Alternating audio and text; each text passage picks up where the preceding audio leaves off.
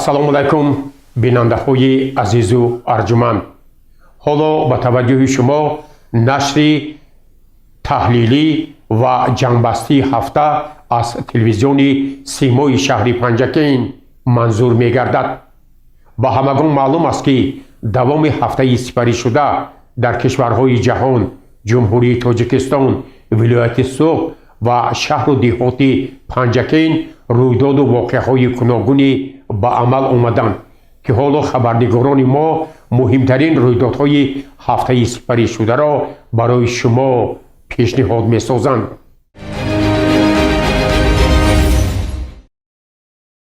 дар толори калони мақомоти иҷроияи маҳаллии ҳокимияти давлатии шаҳри Панҷакент таҳти раёсати раиси маҷлиси вакилони халқи шаҳр, раиси шаҳри Панҷакент Абдухолиқ Холиқзода, иҷлосаи панҷуми маҷлиси вакилони халқи шаҳри Панҷакент даъвати ҳафтум баргузор шуд. дар кори иҷлосия намояндаи мақомоти иҷроияи ҳокимияти давлатии вилояти Суғд, мудири шӯъбаи дин ва танзими ҷашну маросими вилоят Илҳом Худойдодзода иштирок намуд. бо ҷонибдории вакилон рӯзномаи иҷлосия тасдиқ карда шуда, вакилон қарор қабул намуданд. аз рӯи масъалаи якуми рӯзнома оид ба ҷараёни татбиқи қонун дар бораи танзими ҷашну маросим дар ҷумҳурии Тоҷикистон, вакили маҷлиси шаҳрӣ, муовини раиси шаҳри Панҷакент Мурод Шукурзода гузориш дод. баъди шунидани маърузаҳои иловагӣ, мулоҳизаҳои вакилон оид ба ин масъала, раиси шаҳри Панҷакент суханронӣ намуда, вакилон қарор қабул карданд. дар идомаи иҷлосия тибқи рӯзнома, вакилон гузоришро дар бораи рафти иҷрои нақшачорабиниҳои мақомоти иҷроияи ҳокимияти давлатии шаҳр оид ба омодагиҳо ба ҷашни 35-солагии истиқлоли давлатии ҷумҳурии Тоҷикистон шуниданд ва лоиҳаи тарҳи муфассали ба нақшагирии қисми марказии шаҳри Панҷакентро тасдиқ намуданд.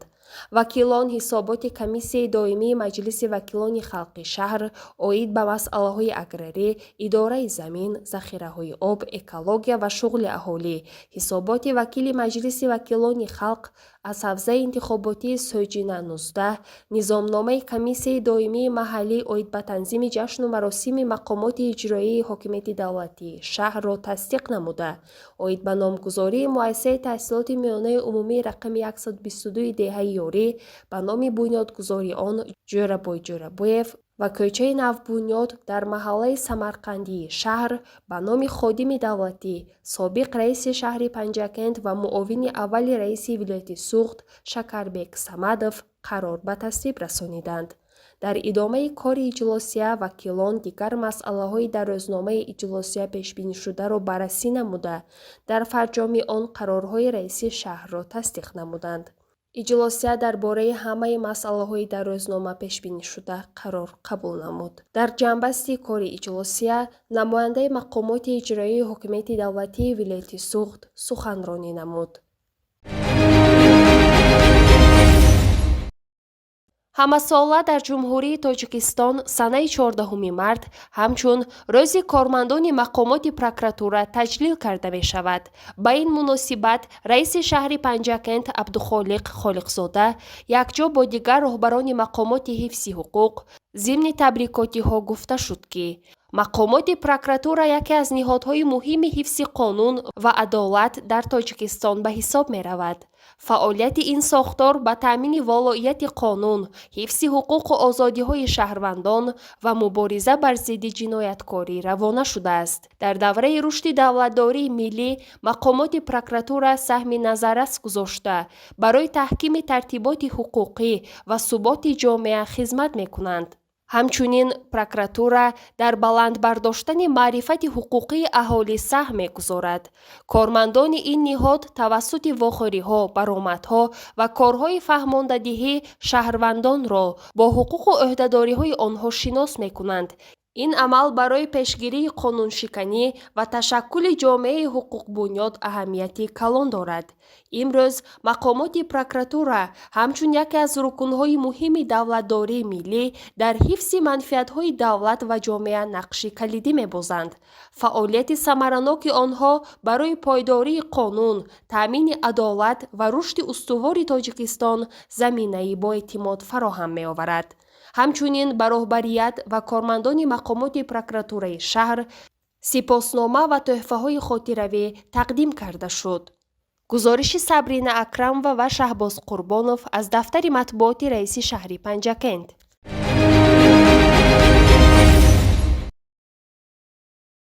صبح سنه 9 مارس سال روان تحت راهبری رئیس شهر پنجکند عبدالخالق جلسه نظارتی هفته نو برگزار گردید. در جلسه نخست رفت اجرای فرمان پرزیدنت جمهوری تاجیکستان از 28 فوریه سال 2026 درباره به احتیاط رخصت دادن خدمتچیان حربی که مهلت مقرر گردیده خدمت حربی را ادا نمودند و دعوت نوبتی شهروندان سالهای تولد 1999-2008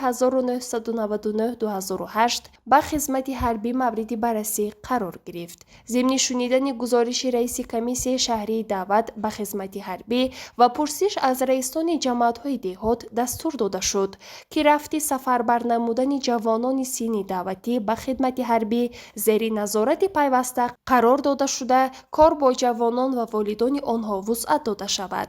در جلسه نظارتی همچنین حسابات رئیس کمیته محلی عزیزآبادی شهر و رئیس دهات اماندره آید به فعالیتشان در سال گذشته و این مدت سال روان شنیده شده. توجه آنها به وسعت کارهای تازگی و آبادانی، نهالشینانی و کبودیزارکنی کارهای آبادانی از جمله به منفرش‌کنی راه‌های محلی جلب نمودن اهالی، استفاده با ثمر زمین، تشکیل کارگاه‌های خرد استحصالی، تشکیل جایهای کاری نو و حل دیگر مسائل‌ها جلب کرده شد. در فرجام جلسه به راهبران تشکیلات و مؤسسه‌ها جهت اجرای دستور و سفارش‌های حکومت مملکت، مجلس ملی، مجلس عالی و مقامات اجرایی حکومت دولتی ولایت سوخت آید به آمادگی همه‌جانبه به تجلیل جشن بین‌المللی نوروز، بهداشت فعالیت مهمانخانه‌ها، بازارها، وسعت کارهای آبادانی، کشتی بهاری، رفت بنیاد انشاءات جشنی، تشکیل حشرها، نظارت به کار مرکزهای دلخوشی و بازی‌های کامپیوتری و دیگر مسائل مهم دستور داده شد. گزارش صبرینا اکرم و طلبشاد تاشرف از دفتر مطبوعات رئیس شهر.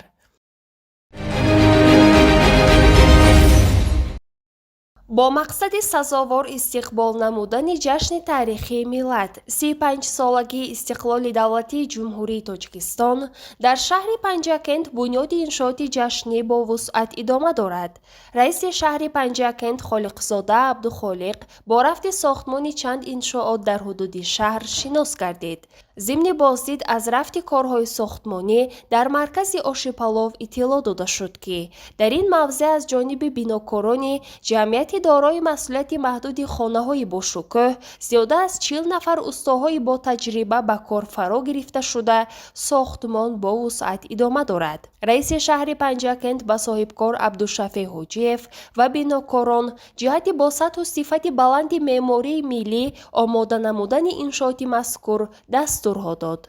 در استراحتگاه بشازار حالا ساختمان مهمانخانه و حمام زمانوی ادامه داشته.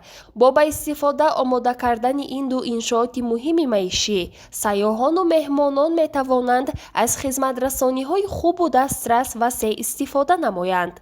رئیس شهر پنجکند عبدالخالقزاده به راهبریت قهوه‌خانه برای تیزانیدن کارهای تعمیری و آماده نمودن حوض‌های شناوری و استراحتگاه به موسم تابستان مصلحت‌ها داد.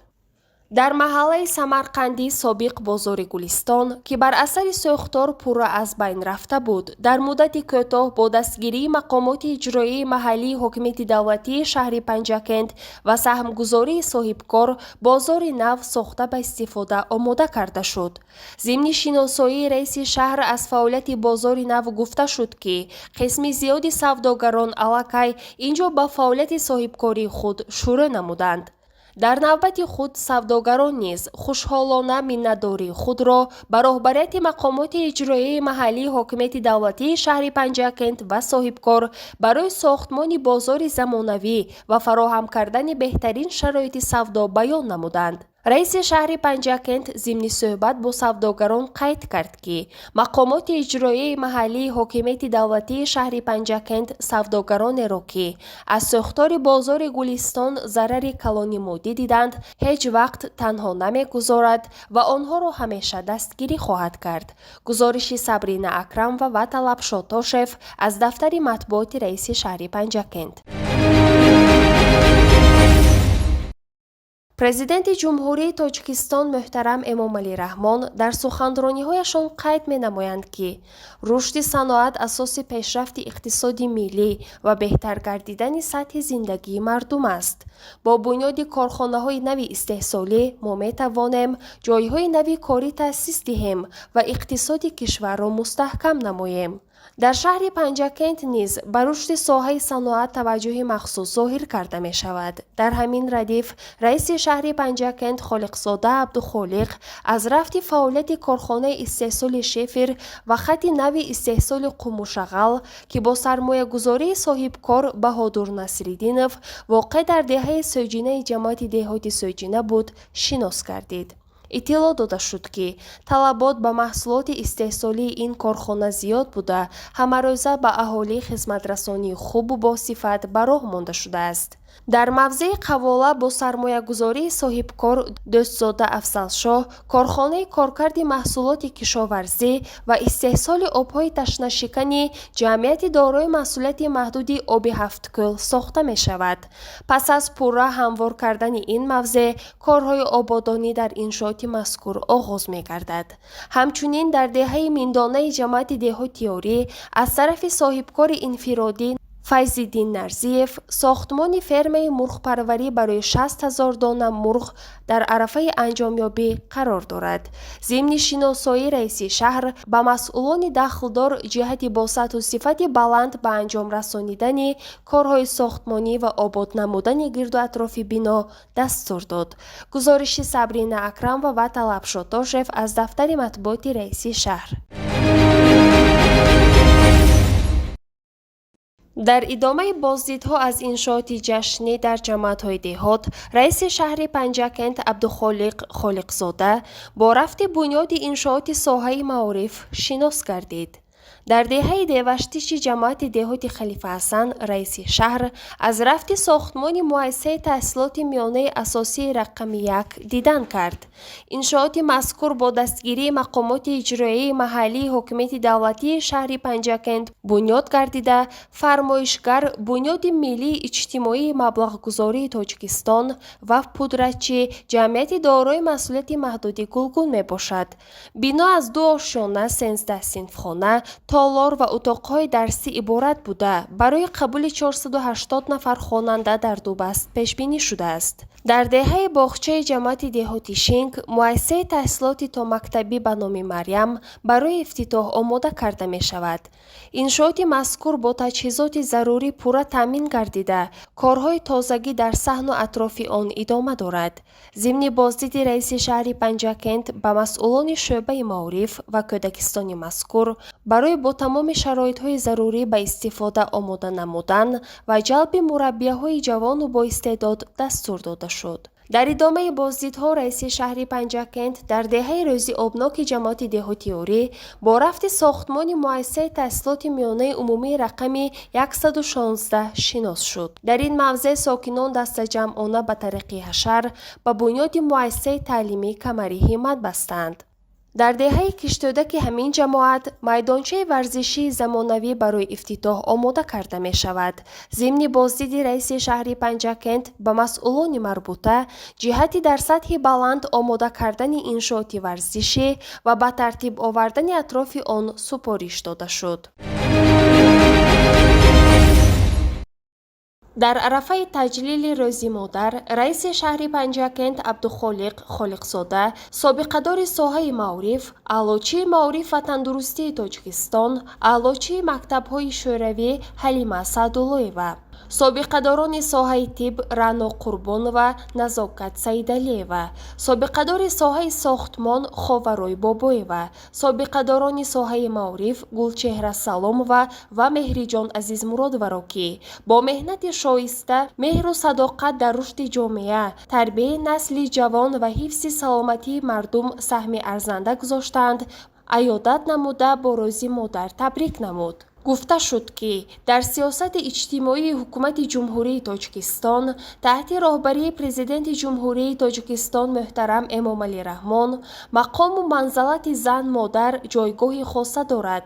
президенти ҷумҳурии Тоҷикистон муҳтарам Эмомалӣ Раҳмон дар мулоқоту суханрониҳо ва паёми навбатиашон ки рӯзи 16 декабри соли 2025 ба Маҷлиси олии мамлакат ироа шуд, бори дигар аз баландии мақоми зан модар дар ҷомеа ёдоварӣ карда иброз доштанд ки мо бояд ба нерӯи созанда ва эҷодгари духтарону бонувон такя кунем ва иштироки фаъолонаи онҳоро дар равандҳои давлатдорӣ ва фаъолият дар соҳаҳои гуногуни хоҷагии халқ таъмин намоем.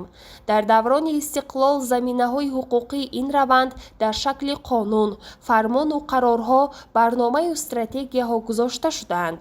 басо рамзӣ аст ки дар оғози ин фасли зебо Рӯзи модар ки башоратдиҳанда аз Наврӯзи Оламафрӯз, иди нафосату зебоӣ, замони арҷугузорӣ ба офарандаи ҳаёт, зан модар ки мазҳари меҳру муҳаббат аст, бо шукӯҳу ҷалол ва орзую таманноҳои самимона таҷлил карда мешавад.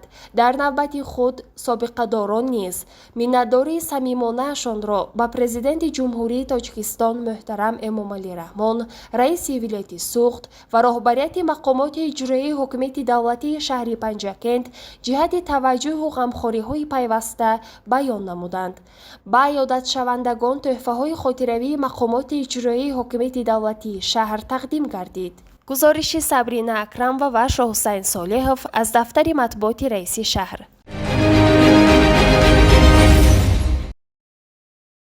дар арафаи таҷлили ҷашни модар ба бонувон кормандони корхонаи воҳиди давлатии муассисаи хоҷагии манзилию коммуналӣ аз ҷониби роҳбарияти мақомоти иҷроии маҳаллии ҳокимияти давлатии шаҳри Панҷакент тӯҳфаҳои идона тақдим карда шуд. зимни тақдими тӯҳфаҳо раиси шаҳри Панҷакент онҳоро бо Рӯзи модар табрик гуфта барои хидмати софдилонаашон ҷиҳати тозаю озода нигоҳ доштани ҳудуди шаҳр изҳори сипос намуд. ба 86 нафар бонувон кормандон, озодакорон, тозакорону гулпарварони муассиса тӯҳфаҳои идона ва маводи ғизоӣ тақдим гардид. дар навбати худ кормандони муассисаи давлатии хоҷагии манзилию коммуналӣ ба роҳбарияти мақомоти иҷроии ҳокимияти давлатии шаҳри Панҷакент ҷиҳати бетаваҷҷӯҳ нагузаштан ва дастгирии пайваста миннатдорӣ баён намуданд. гузориши Сабрина Акрамова ва Шоҳусайн Солеҳов аз дафтари матбуоти раиси шаҳр.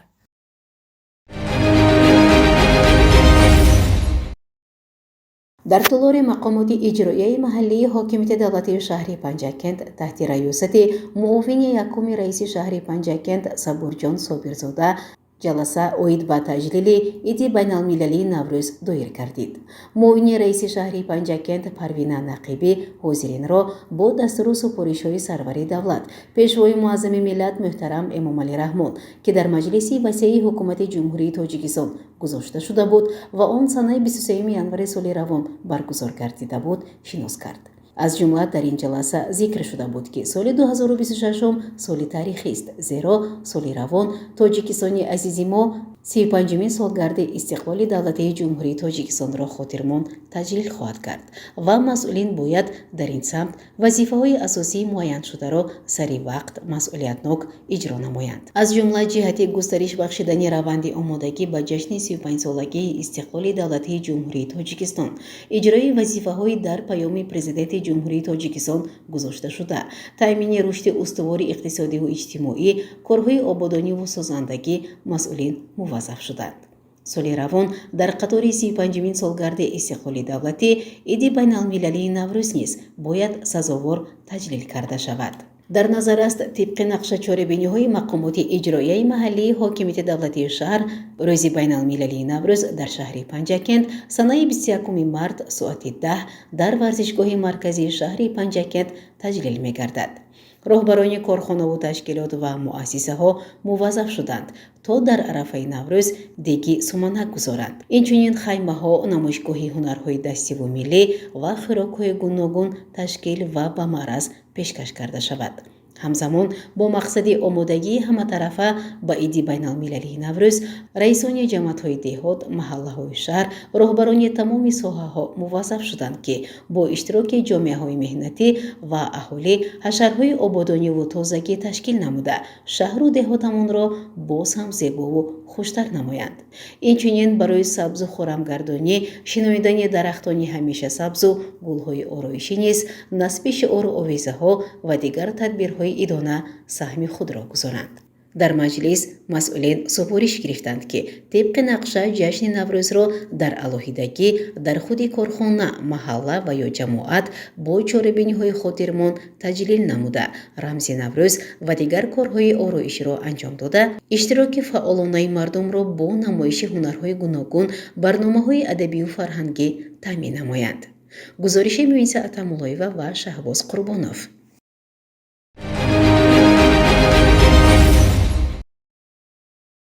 бо мақсади баррасии масъалаҳои муҳими иҷтимоию иқтисодӣ ва таҳкими ҳамкории мақомоти маҳаллӣ бо аҳолӣ, мулоқот бо раисони деҳаҳо ва маҳаллҳо баргузор гардид. дар вохӯрии мазкур муовини раиси шаҳри Панҷакент Мурод Шукрзода иштирок ва суханронӣ намуд. дар рафти вохӯрӣ масъалаҳои ободонӣ, рушди инфрасохтор, таъмини аҳолӣ бо ҷойи кор, пешгирии қонуншиканӣ, баланд бардоштани маърифати ҳуқуқии шаҳрвандон, даъвати ҷавонон ба сафи артиш ва тақвияти корҳои фаҳмондадиҳӣ мавриди муҳокима қарор гирифтанд. зикр гардид, ки бо дастгирии сиёсати хиратмандонаи асосгузори сулҳу ваҳдати миллӣ, пешвои миллат, президенти ҷумҳурии Тоҷикистон муҳтарам Эмомалӣ Раҳмон имрӯз дар тамоми гӯшаву канори кишвар корҳои созандагиву бунёдкорӣ вусъат ёфта, рушди деҳот ҳамчун самти афзалиятноки сиёсати давлатӣ мавқеи муҳимро ишғол менамояд. раисони деҳаҳо оид ба вазъи соҳаи маориф, тандурустӣ, фарҳанг, кишоварзӣ ва масъалаҳои иҷтимоии аҳолӣ ҳисобот дода, пешниҳодҳои мушаххас манзур намуданд. таъкид шуд, ки барои пешвози ҷашнҳои миллӣ аз ҷумла 35-солагии истиқлолияти давлатии ҷумҳурии Тоҷикистон, корҳои ободонӣ, таъмиру тармими муассисаҳо ва тозагии муҳити зист бояд тақвият дода шавад.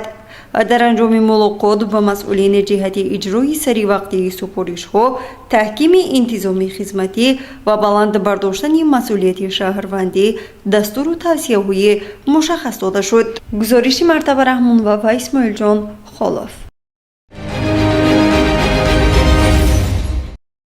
ба муносибати рӯзи модар аз тарафи роҳбарияти шӯъбаи вазорати корҳои дохилии ҷумҳурии Тоҷикистон дар шаҳри Панҷакен ва шӯъбачаи бозрасии давлатии автомобилии шаҳри Панҷакен иқдоми хеле фараҳбахш амалӣ гардид. гурӯҳи кормандони бозрасии давлатии автомобилии шаҳри Панҷакен таҳти роҳбарии муовини сардори шӯъбаи вазорати корҳои дохилии ҷумҳурии Тоҷикистон дар шаҳри Панҷакен Умарзода Усмон Тура ва сардори бозрасии давлатии автомобилии шаҳри Панҷакен капитан Сайёд Бурҳонзода дар хиёбони ба номи устод Абу Абдуллоҳи Рӯдакӣ ба ҳамаи бонувоне, ки сари чамбар буданд ва ронанда буданд, дар як фазои тантанавӣ ба онҳо гулҳои тару тозаи баҳорӣ тақдим намуда, онҳоро бо рӯзи модар самимона табрику шодбош намуданд. таъкид менамоем, ки солҳои охир дар шаҳру деҳоти Панҷакен даҳҳо нафар модарон ронанда ҳастанд ва сари чамбар бо воситаҳои нақлиёти хиш ҳаракат мекунанд, ки ин бори дигар аз рушду тараққиёти ҷумҳурии Тоҷикистон ва шаҳри бостонии Панҷакен шаҳодат медиҳад. ҳамин тавр бештар аз 20 нафар ронандагон бонувон аз тарафи роҳбарияти шӯъбаи вазорати корҳои дохилии ҷумҳурии Тоҷикистон дар шаҳри Панҷакен ва бозрасии давлатии автомобилии шаҳри Панҷакен мавриди эҳтиром ва арзгузорӣ қарор гирифтанд. дар навбати хиш бонувони ронанда برای این اقدام خیلی نجیبانه که آنها را فرح و شادمانی بخشید به رهبریت شعبه وزارت کارهای داخلی جمهوری تاجیکستان در شهر پنجکن و بازرسی دولتی اتومبیلی شهر پنجکن عرض سپاس کردند و اظهار داشتند که واقعا چنین اقدام ها برای مادران خیلی فرح بخش است و آنها نیز کوشش میکنند که در آینده همه قاعده های حرکت را در راه رعایت کنند و برای وطن عزیزمان تاجیکستان صادقانه خدمت نمایند.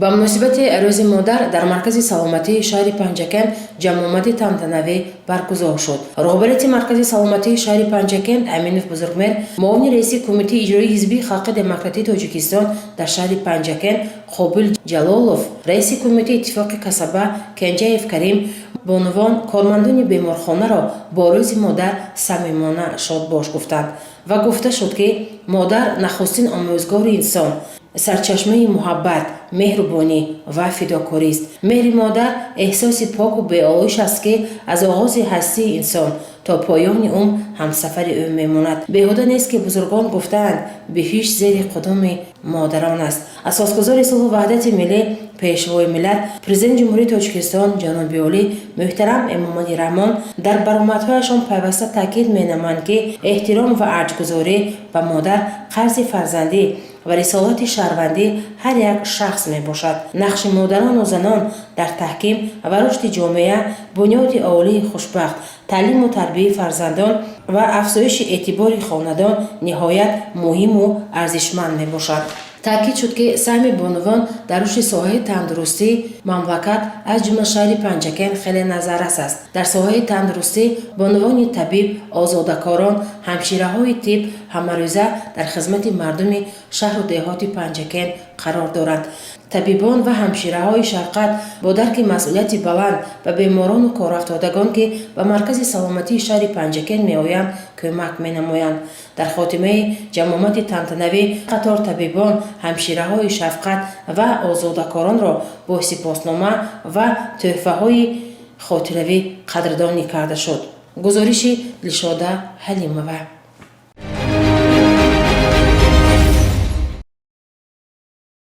در شبکه‌های برقی پنجکن با افتخار روز مادر جمع‌آمد با شکوه ایدانه برگزار گردید. این جمع‌آمد را رهبر شبکه‌های برقی پنجکن جهانگیر رجبوف حسن آغاز بخشید و در یک فضای تنتنوی از نام رهبریت شبکه همه بانوان و سابقه‌داران ساحه برق را بیشتر از حساب زنان و مادران بباشند با یک فرح و شادمانی به افتخار روز مادر صمیمانه تبریک و شادباش گفت. مورد ذکر است که در این همایش ایدانه بانوان شهر پنجکن هیئت رهبری از فیلیال جمعیت سهامی کشاده شبکه‌های تقسیمات برقی شهر استرافشان نیز شرکت ورزیدند. معاون رهبر فیلیال شبکه‌های تقسیمات برقی شهر استرافشان محمدالله عزیزالله، رئیس کمیته اتفاق کسبه فیلیال انور فولادوف و مدیر شعبه کادرهای فیلیال شبکه‌های تقسیمات برقی شهر استرافشان ارگاش و ضمن سخنرانی‌های خویش از نام رهبریت فیلیال همه بانوان کارمندان شبکه‌های برق پنجکن را با مناسبت روز مادر تبریک و شادباش گفتند و بار دیگر تاکید کردند که امروز نقش و مقام مادر در اساس فرمان دستور سپارش‌های پیشوای ملت پرزیدنت جمهوری تاجیکستان محترم امام علی رحمان و هدایت و دستگیری‌های رئیس ولایت سوخت محترم رجب احمدزاده خیلی بالا رفته در مقایسه با سالهای پیشین در ساحه برق شماره زنان و دختران سال تا سال بیشتر می شوند. همینطور از نام رهبریت فیلیال شبکه‌های تقسیمات برق در شهر استرافشان و شبکه‌های برقی شهر پنجکن با بانوان و سابقه‌داران соҳаи барқи панҷакен сипосномаҳо ва тӯҳфаҳои идона тақдим гардед ки онҳо аз ин таваҷҷӯҳ ва ғамхорӣ арзи сипос карданд.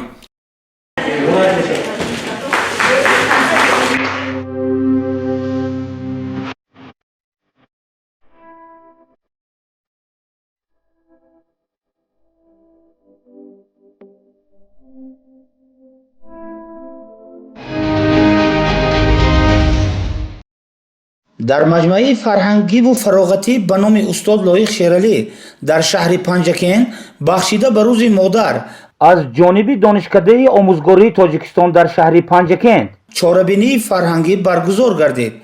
дар ин ҳамоиши идона омӯзгорон, донишҷӯён, намояндагони ҷомеа ва занону модарони фаъол иштирок намуданд. ҷамъомадро сухани ректори донишгоҳ Муаззамхон Ансорӣ ҳусни ифтитоҳ бахшида ҳозиринро ба муносибати ин рӯзи фархонда табрик гуфт.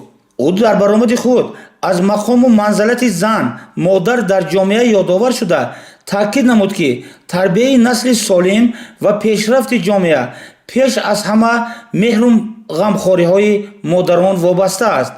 зимни чорабинӣ барномаи фарҳангӣ пешкаши ҳозирин гардида донишҷӯён бо суруд, шеър ва саҳнаҳои ҷолиб хотири меҳмононро болида гардонданд. чорабинӣ дар фазои идона баргузор гардида ба гиромидошти нақши занону модарон дар ҷомеа бахшида шуд. гузориши Ғайбулло Муҳаммадиев, Исмоилҷон Холов.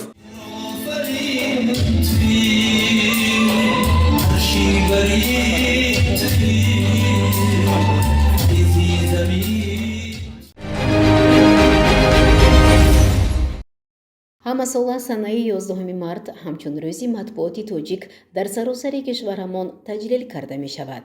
ба ин муносибат дар толори мақомоти иҷроияи маҳаллии ҳокимияти давлатии шаҳри Панҷакент таҳти роҳбарии муовини раиси шаҳри Панҷакент Мурод Шукурзода ва иштироки аҳли кормандони воситаҳои ахбори омма, собиқадорони соҳа, зиёиён рӯзи матбуоти тоҷик таҷлил гардид.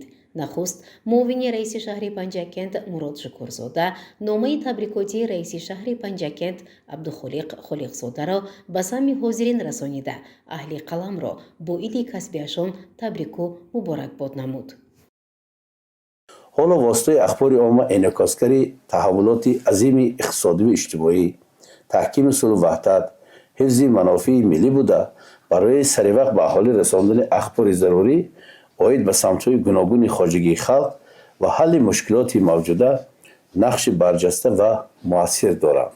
дар ин росто мо ба нақши воситаи ахбори умуми шаҳр аз ҷумла нашрии мақомоти иҷроии маҳаллии ҳокимияти давлатии шаҳри Панҷакент рӯзномаи Зарafshon ки беш аз 90 сол боз ба нашр мерасад ва дар саҳифаҳои он таърихи наздик ба як асри Панҷакент инъикос ёфтааст, нашриҳои Чашмаи меҳри шӯъбаи маориф, мароми халқи кумитаи иҷроии ҳизби халқии демократии Тоҷикистон дар шаҳри Панҷакент ва симои ҷамъияти дорои масъулияташ маҳдуди садо ва симо баҳои баланд дода метавонем.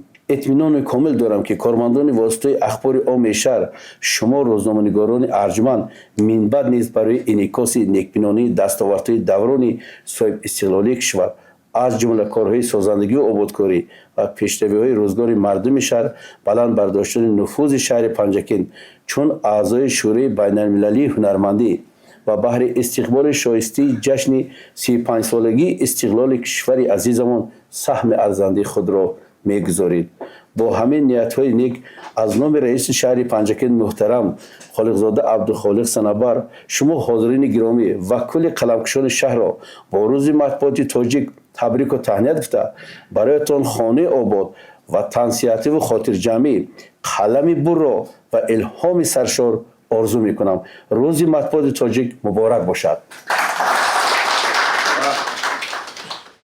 мурод Шукурзода иброз дошт ки имсол мо ин ҷашни касбиро дар фазои хоса, яъне соли таърихӣ 35-мин солгарди истиқлоли давлатии ҷумҳурии Тоҷикистон таҷлил менамоем ва ин басо рамзиву хотирмонист. ҳамзамон ӯ аз таърихи ба нашр расидани нахустин рӯзномаи тоҷикӣ бо номи Бухорои Шариф ёдовар шуда аз нақши фаъолияти васоити ахбори омма аз дирӯз то имрӯз сухан гуфт. зикр шуд ки нақши расонаҳо дар инъикоси корҳои ободониву созандагӣ, бунёдкориву сабзгардонӣ хеле назаррас буда, онҳо барои муқовимат зидди ҳар гуна равандҳои номатлуб ва пешгирӣ аз шомилшавиву ҳодисаҳои нохуш талош меварзанд. рӯзноманигорон бо қалами тезу сухани бурро ва дурандешии хеш ҷомеаро ба баланд бардоштани ҳисси худшиносиву худогоҳӣ, ватандӯстӣ, меҳанпарастӣ, арҷ гузоштан ба фарҳангу таърих, урфу одат ва анъанаҳои неки гузаштагонамон ҳидоят карда, дар дили мардум оташи хештаншиносиро бедор месозанд. ин аст ки асосгузори сулҳу ваҳдати миллӣ, пешвои миллат, президенти ҷумҳурии Тоҷикистон муҳтарам Эмомалӣ Раҳмон матбуотро чашму гӯши халқ ва муҳимтарин рукни ҷомеаи мардумсолорӣ номиданд. муовини раиси шаҳри Панҷакент Мурод Шукурзода кулли васоити ахбори оммаро бо иди касбиашон шодбош гуфта, саҳми онҳоро дар пешрафти соҳаҳои гуногуни ҳаёти ҷомеа назаррас арзёбӣ кард. васоити ахбори омма шохаи чоруми давлат ба ҳисоб рафта, ҳамчун пул байни ҳокимият ва ҷомеа фаъолият бурда, аз рӯи адолат, рисолати касбӣ, содиқонаву софдилона ва поквиҷдонона ба манфиати халқу миллат ва ватани азиз фаъолият мекунанд. гуфта шуд ки мақомоти иҷроияи ҳокимияти давлатии шаҳри Панҷакент дар симои ҳар як рӯзноманигор ҳамкору ҳамандеш, ёвари беғараз, ҳомии арзишҳои миллӣ ва такягӯҳи боэътимоди давлатро мебинад. зеро намояндагони васоити ахбори омма дар инъикоси корҳои ободониву созандагӣ бахшида ба истиқболи ҷашни фархундаи давлату миллат, 35-мин солгарди истиқлоли давлатии ҷумҳурии Тоҷикистон ва пешрафти соҳаҳои иқтисодию иҷтимоии шаҳру деҳоти Панҷакент, вилоят ва ҷумҳурӣ ва берун аз он низ саҳми назаррас мегузоранд. дар интиҳои ҷамъомадии тантанавии як гурӯҳ собиқадорон, фаъолон дар бахши чопӣ, телевизион бо сипоснома ва тӯҳфаҳои хотиравӣ қадрдонӣ гардиданд.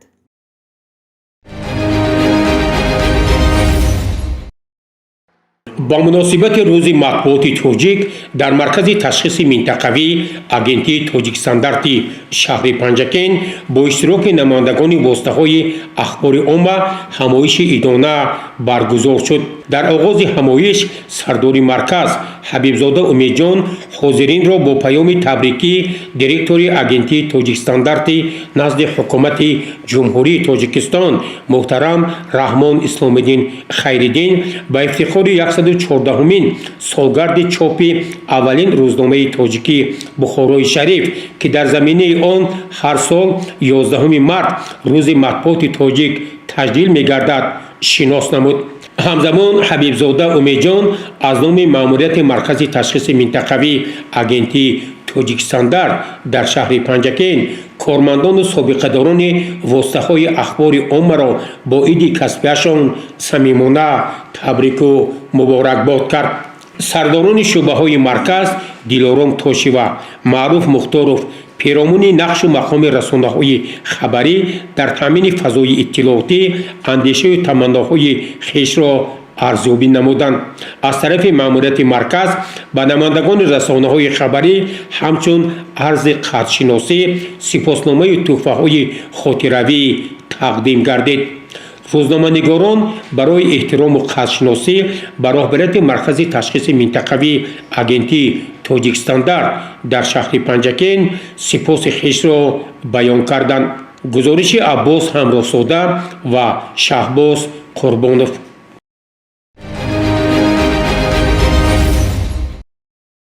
ба рӯзҳои нахустини фасли баҳору зебоӣ рост омадани рӯзи матбуоти тоҷик баҳсу рамзӣ аст, зеро қаламкашон низ мисли баҳор зебоӣ меофаранд. бо сеҳри қалам ҷомеаро бо созандагиву бунёдкорӣ раҳнамоӣ мекунанд.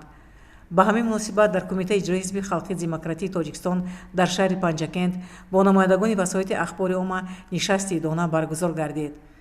нахуст раиси ҳизби халқии демократии Тоҷикистон дар шаҳри Панҷакент Мастона Муродзода рӯзноманигоронро бо иди касбиашон шодбош гуфта аз ҷумла афзуд ки асосгузори сулҳу ваҳдати миллӣ, пешвои миллат, президенти ҷумҳурии Тоҷикистон, раиси муаззами ҳизби халқии демократии Тоҷикистон муҳтарам Эмомалӣ Раҳмон дар яке аз баромадҳояшон вобаста ба нақши омӯзгор ва мавқеи матбуоти тоҷик дар пешрафти ҷомеа зикр дошта буданд. Имрӯз беш аз пеш маълум мегардад, ки нақши воситаҳои ахбори умма ба ташаккули афкори ҷомеа таъсири муқтадир ва муассир мерасонад.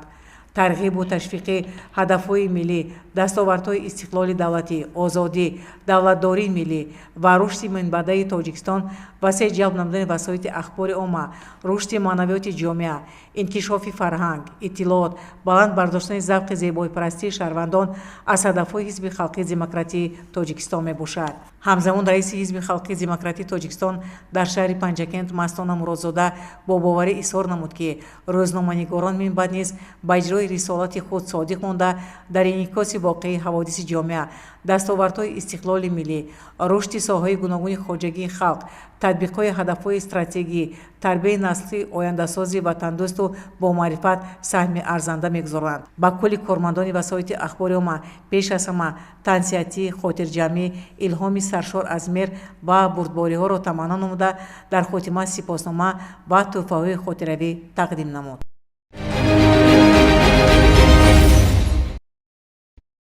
воқеан ҳафтае ки сифарӣ гардид дар хотироти мо бо рӯйдоди воқеаҳои гуногунаш сабт хоҳад шуд. инак ҳафтаи нав оғоз меёбад. мо ба ҳамаи шумо бинандагони азизу арҷуманд дар ҳафтаи нав пеш аз ҳама тани сиҳат, хонаи обод, бахту саодат ва муваффақиятҳо дар ҳамаи ҷоддаҳои зиндагӣ орзу мекунем ва ман умед мекунам, ки мардуми Панҷакенти Бостон дар роҳи татбиқи сиёсати созандаи асосгузори сулҳу ваҳдати миллӣ, пешвои миллат, президенти ҷумҳурии Тоҷикистон муҳтарам Эмомалӣ Раҳмон саҳми арзандаи хешро мегузоранд ва мо ҳамагон ҷашни фархондаи 35-мин солгарди истиқлоли давлатии ҷумҳурии Тоҷикистонро сазовор истиқбол мегирем. саломату сарбаланд бошед.